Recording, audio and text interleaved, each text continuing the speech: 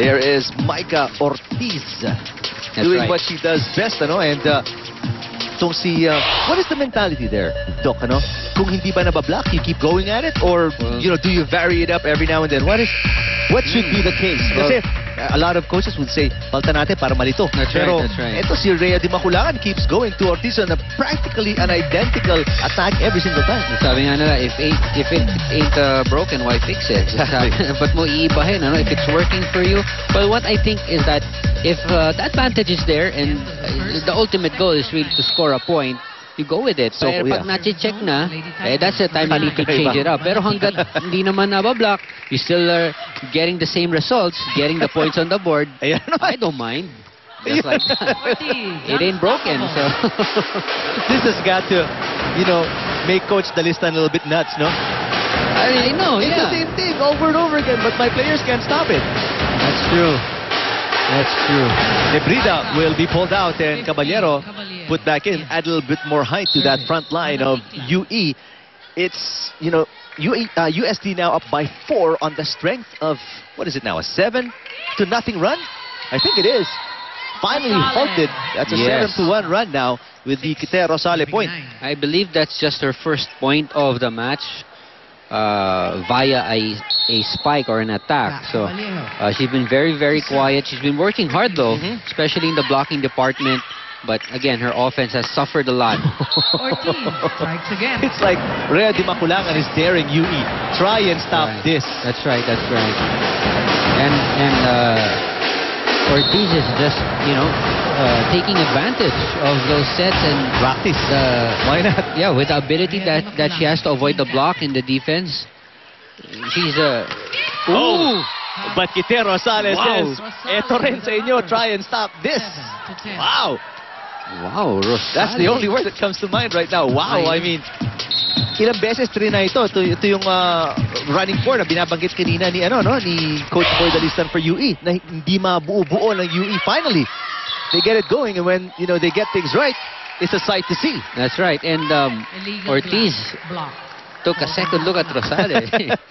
Ba't ngayon ba ginawa? Nasaan ka kanina? Napatingin siya eh. Nice play from Kite. Iniba naman ngayon ng USD. This time from the middle. So, slight variation, sabi nga natin kanina. But still, she's getting a good workout today. Sabi ni Mike, ayoko na tumakbo muna sa gitna na lang. Ibahin mo naman.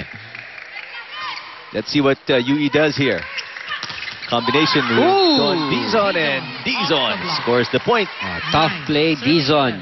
Remember, she went up against 3 blockers, but still found a way to get it through. Just the power in that spike of Dizon, getting that ball through the block. Rosale, nice serve. Di Maculangan, back row, Tunay, blocked. Kept alive by Lastimosa. Here comes Caballero. Nice. The block, or make that, the coverage behind the blockers was there. Caballero on the combination, yes. Off the block. One of the few times that UST has gone to the combination play. 12, serving 9. UE still playing catch-up here as USD serves 12-9. Bulan with a lot of room para bumuelo. That's not gonna make it. Not even close. Too short. 10, serving 12.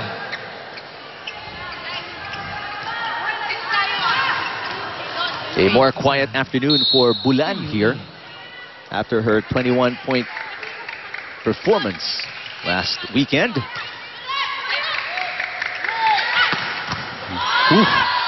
Solid nice defense. attack, solid defense. Tama ka doon, Doc.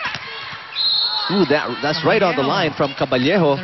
USD really trying to confuse the defense from one side to the next. That's right. Parehong cross court. Again, ito na naman, the little things. Caballero now called for a net violation. So sayang net touch from the blockers of UE.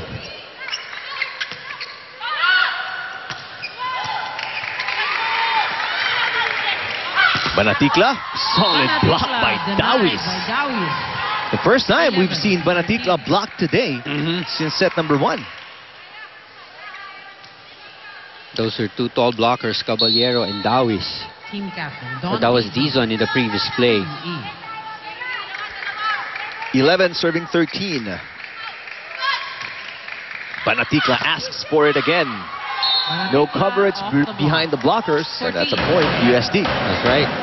Again, solid play from Banatikla. Getting it through the block.